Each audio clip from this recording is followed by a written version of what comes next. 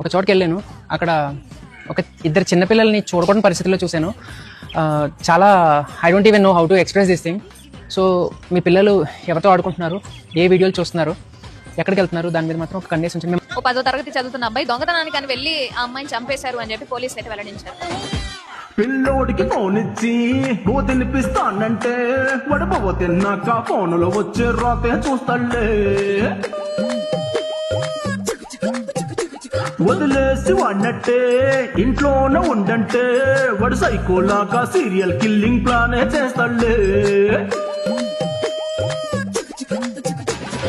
ఇవ్వాల్సిన నీడ్స్ అన్ని ఇచ్చి కొంచెం టైం స్పెండ్ చేయకుంటే అడగాడిలా పెరిగాక వాడు హత్యలు చేస్తాడులే.